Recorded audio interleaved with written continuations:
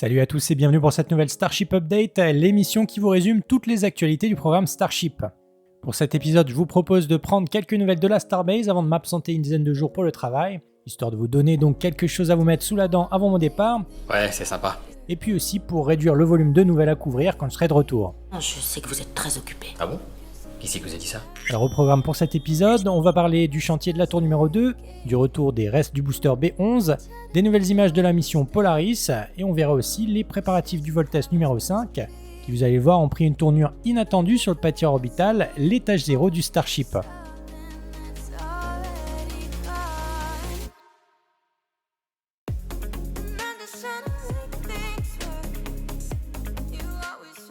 Comme souvent, je vous propose donc de commencer cet épisode 150 sur le site de lancement, où les véhicules du vol test numéro 5 attendent donc sagement le feu vert des autorités pour le prochain vol test du Starship.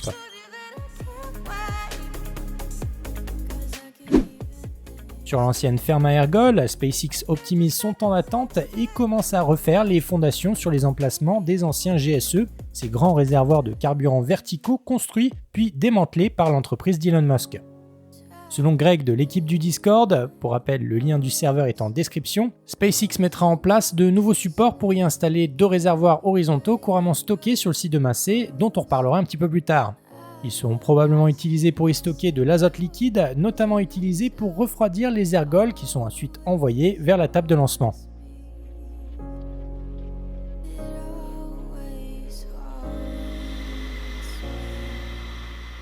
Deux jours à peine après le remplissage partiel des réservoirs du couple B12 et du Ship 30, SpaceX semble déjà faire place nette sur son site de lancement et les échafaudages qui occupaient le pont supérieur de l'OLP ont été démontés mercredi 25 septembre dernier.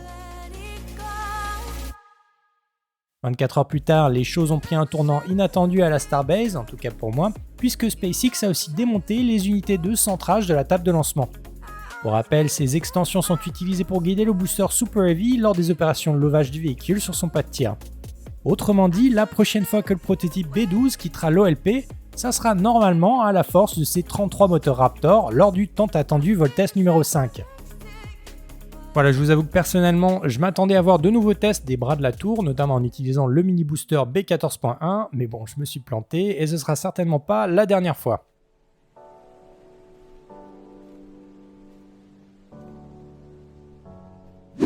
Vendredi dernier, SpaceX a rouvert les bras de la tour pour effectuer un bref test des rails d'atterrissage avant de les refermer autour du prototype S30.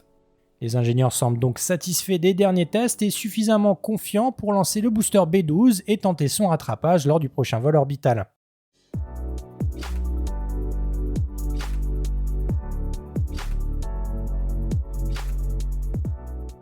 Et oui, le timing est marrant, alors que la Chine vient tout juste de dévoiler sa combinaison en vue de son programme d'exploration lunaire, la pression monte bel et bien sur les épaules de la NASA qui a choisi de miser sur le Starship pour sa mission Artemis 3. Je veux pas vous affoler, mais si la moelle épinière est touchée, c'est paralysie à tous les coups. SpaceX est bien passé aussi pour le savoir, et Elon Musk ne s'est pas privé de partager cette vidéo de l'agence spatiale chinoise en adressant une petite pique au passage à l'attention de la FAA. Et là, par un voyage à Lourdes... Loin des réseaux, l'entreprise du milliardaire s'organise et anticipe déjà les obstacles à venir, notamment du côté des différents rouages administratifs largement surdimensionnés pour traiter un projet comme celui du Starship. Good morning. I'm Gwynne Shotwell, president of SpaceX. Thank you, Mr. Chairman and distinguished members, for allowing me to speak here this morning. Pour cette raison, Gwynne Shotwell était en mission déminage à la Chambre des représentants de l'État du Texas. Mardi 24 septembre, la directrice de SpaceX a pris la parole en tant que membre de la Texas Space Commission, expliquant dans un premier temps que le constructeur n'a aucun souci avec les réglementations locales et les autorités texanes.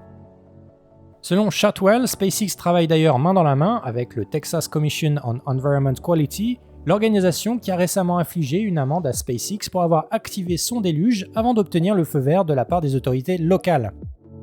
Alors comme on l'a vu avec le vol du SN8 ou encore la construction un peu à l'arrache de son GSE de méthane, le respect des régulations locales n'est pas vraiment le point fort de l'entreprise d'Elon Musk. Malgré tout, Shotwell explique avec diplomatie vouloir travailler à long terme avec les autorités texanes pour continuer à développer le Starship dans les meilleures conditions. SpaceX will continue to support NASA's Artemis program from this state in Texas, where Starship will land the next American astronauts on the moon. for the first time in 50 years before China beats us to it. From there, we open the door to Mars. Pour ça, la directrice de SpaceX continue son discours en demandant le soutien du gouverneur du Texas, même si Shotwell insiste bien sur le fait que les soucis rencontrés sont principalement au niveau fédéral et non local. Quoi qu'il en soit, sans les citer, elle explique que SpaceX a déjà préparé une liste de recommandations destinées aux autorités texanes pour limiter l'impact des démarches administratives sur les activités de la Starbase.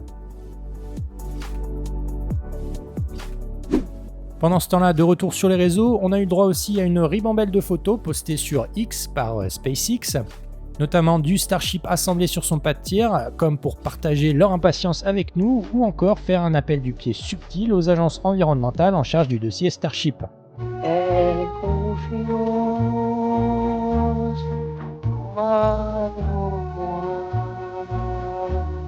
Jeudi dernier, SpaceX a notamment partagé une photo de l'équipe d'ingénieurs en charge du projet de récupération du booster B12, un joli clin d'œil cette fois-ci à la fameuse photo prise le 20 septembre 1932 sur un chantier new-yorkais.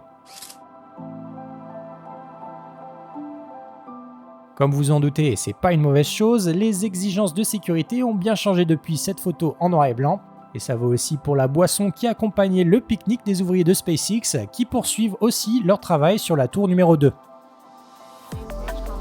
7, 6, 5, 4, 3, 2, 1, ignition, full power, and liftoff. Samedi soir, sachez aussi que SpaceX a inauguré avec succès la nouvelle tour de lancement du LC-40, un pas de tir dédié aux missions habitées lancé par leur fer de lance, la fusée Falcon 9. À l'occasion du lancement de la mission Crew 9, SpaceX a confirmé que la tentative de récupération était toujours au programme pour le vol test numéro 5 du Starship, avant de dresser un bilan exhaustif de l'avancement du programme avec quelques vues inédites de la Star Factory de Boca Chica. The first flight of Starship was in April of 2023, and the vehicle for the fifth flight is currently stacked and ready to fly. We made major strides with Flight 4 earlier this summer, with a successful landing burn and a soft splashdown of our Super Heavy booster. We also saw a Starship survive re-entry for the first time, with views live streamed from the vehicle via Starlink from space all the way through splashdown. We've got more flights planned that will start demonstrating some of the key technologies that will help make Starship fully and rapidly reusable. Now, the one I'm super excited about is catching that Super Heavy booster, which we'll be attempting on our next flight. If you've seen Starbase recently, you probably noticed that our teams have completed stacking the second launch tower at Starbase, which will be coming online early next year. Having two operational launch towers, paired with ships and boosters rolling off the line in our new Star Factory, will allow us to increase our flight cadence and test more rapidly. Our teams at Starbase have been hard at work on the continued Star Factory expansion. This 1 million square foot facility brings Starship and Super Heavy manufacturing closer together for more optimized production. And that will set the stage for us to rapidly produce hundreds of ships each year. L'info à retenir, vous l'aurez sûrement relevé, c'est le calendrier du chantier de la tour numéro 2 dont l'entrée en service est visiblement prévue d'ici le début de l'année 2025. C'est ambitieux, mais bon, c'est SpaceX. Pour tenir cet objectif, les équipes s'activent déjà sur le site de Sanchez pour assembler les premiers éléments de la future table de lancement, comme on le devine ici sur ces photos aériennes.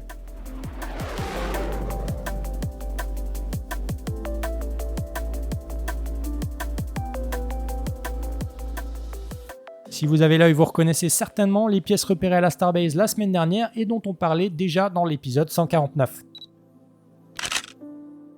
Toujours sur l'atelier à ciel ouvert de Sanchez, les ouvriers ont aussi commencé à retirer la peinture sur certaines parties des Chopsticks XXS, ces petites baguettes qui seront bientôt installées au pied de la tour numéro 2.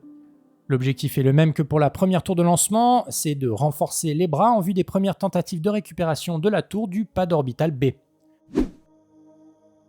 Pour info, toujours sur le pas de tir orbital B, au pied de la nouvelle tour, de nouveaux renforts ont aussi été installés ces derniers jours par SpaceX. Les mêmes plaques avaient été installées à la base de la tour du Kennedy Space Center, comme on le devine ici sur cette photo de Richard Engel pour Tesla Ratti. Pour finir, sachez aussi que SpaceX a enfin commencé les travaux d'excavation au pied de la nouvelle tour de lancement pour y creuser sa fameuse tranchée.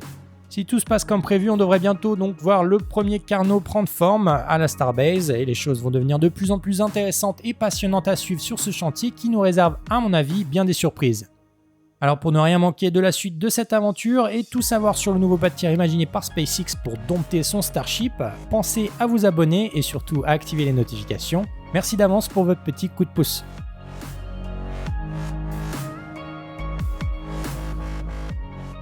Allez, sans transition, on passe maintenant au chapitre chasse, pêche, nature et découverte avec la suite des opérations de récupération du booster B11, le premier étage qui a propulsé le Ship 29 lors du dernier vol test du Starship. Comme on l'a vu ensemble dans le dernier épisode, SpaceX a donc affrété un navire pour partir à la chasse au Raptor et repêcher une partie des restes du booster 11 au large de Boca Chica, coulé par 60 mètres de fond. Alors au passage, si vous vous demandez pourquoi la même opération n'a pas été organisée pour récupérer les moteurs de son prédécesseur, le booster B10, sachez que les débris du premier étage du vol numéro 3 seraient bien plus difficiles d'accès. D'après Zach Golden, les restes du B10 reposeraient en fait par 800 mètres de fond et ils seraient aussi éparpillés sur une bien plus large surface. Bref, de retour à nos galinettes, sans surprise, le navire affrété par SpaceX n'est pas rentré bredouille de sa petite partie de pêche. Ou plutôt brocouille, comme on dit dans le bouchonnois. La communauté était au rendez-vous et une horde de drones et de photographes se sont rendus sur place pour assister au retour du bateau nommé l'HOS Ridgewind. Cachés sous une large bâche bleue, leur trophée de chasse, une partie de la section de poussée du B11 et plusieurs moteurs récupérés au large de Boca Chica. Le navire est arrivé dans le port de Brownsville le jeudi 26 septembre dernier avant de décharger sa pêche miraculeuse dans la nuit du 26 au 27. Vous allez voir une fois de plus, SpaceX n'a pas traîné et les restes du booster 11 ont très rapidement pris la route pour être transférés à proximité de la Starbase, plus précisément sur le centre d'essai de Massey.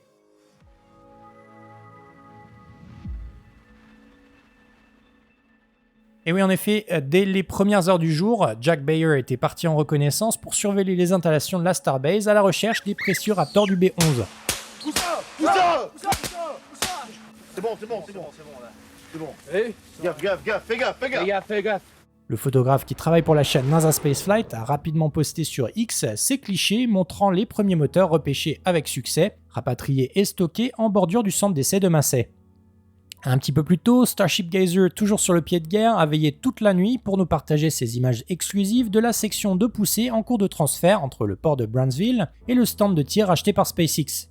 Pour voir la vidéo en intégralité, je vous invite à vous rendre sur sa chaîne et je vous laisse comme d'habitude les liens de sa vidéo à l'écran et en description. Évidemment, RGV-RL Photography était aussi de la partie et a réussi à photographier pour nous les restes du B11 fraîchement livrés sur le centre d'essai de la Starbase. Selon certaines sources, en bon chasseur d'épave, SpaceX veut sûrement nettoyer les fonds marins pour faire plaisir à la FAA. Allez, on les lâche. Selon d'autres membres de la communauté, SpaceX souhaiterait empêcher les méchants chinois de faire main basse sur leurs précieux Raptors. C'est mon accent qui vous fait rire. Mais non, pas du tout. Vous êtes raciste. Mais non, mais je vous jure que non. Alors personnellement, je pense davantage pour la troisième option. À mon avis, le constructeur veut examiner les restes du prototype B11 pour préparer le prochain rattrapage prévu pour le vol test numéro 5. Pour info, la partie de pêche n'est visiblement pas terminée puisqu'au moment où je prépare ce script, le navire affrété par SpaceX a repris la mer et semble se rediriger vers l'épave du booster B11.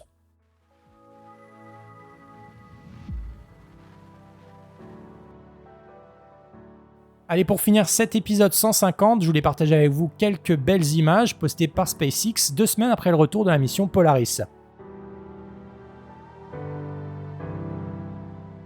Comme souvent, ces images sont simplement magnifiques et surtout, ça va me donner l'occasion de vous adresser un petit merci. Merci à vous tous qui suivez cette chaîne derrière vos écrans et vos téléphones.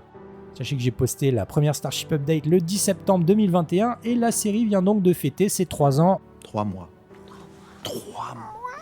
6 800 000 vues et 42 000 abonnés plus tard. Vous êtes toujours au rendez-vous pour suivre l'aventure Starship et ça fait super plaisir. Merci aussi à toutes les chaînes et aux créateurs de contenu qui me soutiennent dans mon travail et m'autorisent d'utiliser leur contenu, leurs photos et leur musique. Sans eux, la chaîne n'existerait tout simplement pas. Je vous invite donc à aller faire un tour en description de cette vidéo pour vous abonner à leur chaîne et les suivre sur les réseaux. Voilà, tout ça c'est dit, trêve de blabla, je sais pas jusqu'où j'arriverai à suivre ce projet dingue, mais j'espère être dans le coin suffisamment longtemps pour fêter un jour la 200e Starship Update, pourquoi pas. Merci encore tout le monde, surtout prenez bien soin de vous, je vous dis à la prochaine, ciao.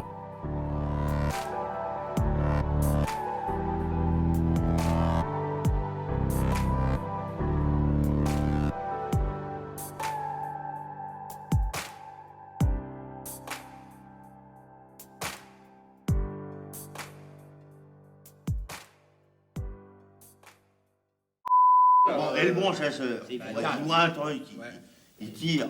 Mais bon. Mais bon, c'est un bon chasseur, quoi. Je veux dire, c'est pas. Je veux dire, ça. Bon, ouais. Mais De toute façon, ça, c'est les questions à la con. faut leur expliquer aux gens parce qu'ils savent pas faire la différence après.